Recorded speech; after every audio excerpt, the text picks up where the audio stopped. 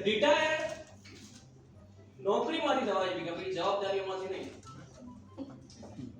જે સોમાણીમાં મેનેજર તરીકે કામ કરતા હતા એ હવે ઘરના મેનેજર તરીકે હેલ્પર તરીકે કામ કરશે. એટલે પહેલા જે વર્કરને ધમકાવતા હતા જેને કામ માટે, આજે અમને હવે એ બાબતે ફટકો ભરવો પડશે કે આ બટાકાના ફૂલવા મોટા કેમ રાખ્યા છે, આ લસણ કેમ હજી સુધી નથી ફોલ્યું, અને નવરા બેઠેલા ભીખાભાઈ હવે ભીખાભાઈ રાખવાનું. પણ જો કે ભીખાભાઈનો સ્વભાવ એવો છે ને બહુ એકટી છે એટલે વાંધો નહીં આવે. બાકી મારા પપ્પા એમણે રિટાયર થયા. વાતો કે પપ્પાને થોડા ટાઈમ પહેલા અહીંયા સ્ટેન્ડ મૂકવું પડ્યું એટલે ભાગ્યદયમાં એડમિટ કર્યા હતા. એટલે 3 દિવસ રાખ્યા. એટલે ડોક્ટર કે હવે અમને રજા આપી દેવાની, તમે લઈ જાઓ. એટલે મેં પપ્પા ચલો હવે આપણે ઘરે જવાનું. પણ એ બસ જતું રહેવાનું. અરે મેં પપ્પા જવું તો પડે ને હવે. મને કે ના ના કે મન તો કે ફાઈ ગયું તો કે તાર મમ્મી કરતા તો મારું વાંચવે ચાલો. મેં કીધું મમ્મી આમાં લાગણી વેળા ના કરો પપ્પા, એ બધાને વાંચવે, તમને એકલા ન વાંચવતા. અને મમ્મીની વાત કરું તો મમ્મી પપ્પાને હારા કેવડાવે.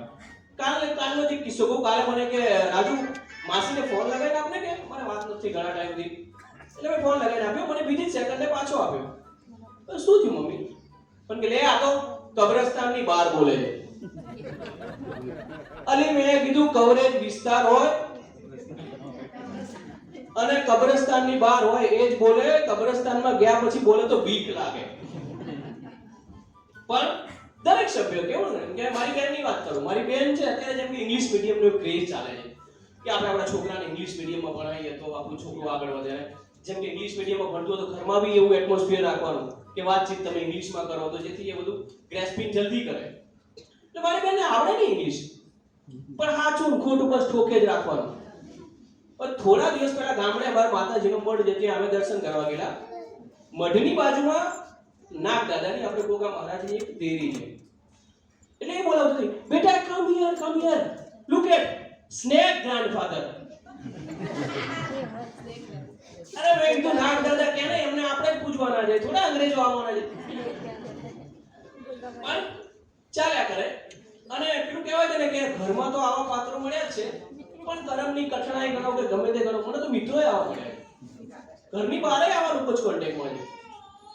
આમ તો એવું કહેવાય કે મિત્ર એવો શોધવો જે ઢાલ સરીકો હોય, સુખમાં પાછળ પડી રહે અને દુઃખમાં આગળ હોય.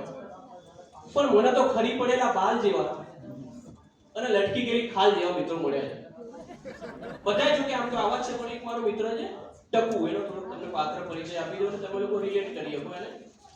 ટકુના પાત્ર પરિચયમાં એનો પ્યોર નેરો રેડ કલર અને માથે નેશનલ હાઈવે, એનું નામ ટકુ. આખી વ્યાખ્યા પૂરતી છે એનું કેરેક્ટર સમજવા માટે.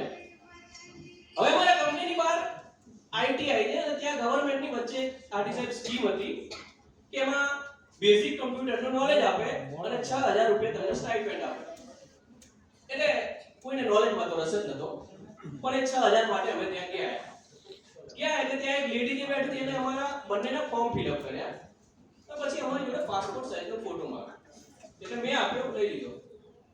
જેવો એ ટકુએ ફોટો આપ્યો, પેલા બેન ફોટા સામું જુએ, ટકુ સામું જુએ, ફોટા સામું જુએ, ટકુ સામું જુએ. કઈ કેટલોય વિચાર કરીને પછી એ છેલ્લે બોલ્યા કે ભાઈ તમારામાં બાબરી આટલી મોટી ઉંમરે ઉતરાવ.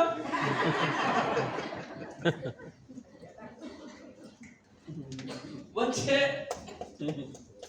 અમે બંને ઝૂમાં ગયેલા પ્રાણી સંગ્રહાલયમાં, જોડે અમારા બેને જવાનું થયું. તો જોતા જોતા એક પાંજરા જોડે અમે પહોંચ્યા, ત્યાં ગોરીલા અંદર હતું અને ટકુ બહાર. તો પેલું ગોરીલા ટકુની સામે સામે જોઈ રહે, એક નજર આમ નીચી ના કરે. પણ કે યાર આ કેમ મારી સામું સામું જોઈ રહી છે? મેં કીધું એ એવું વિચારે છે કે આની કોઈ નક્કી મોટી ઓળખાણ હોવી જોઈએ, બાકી હું અંદર ને આ બહાર કેમ.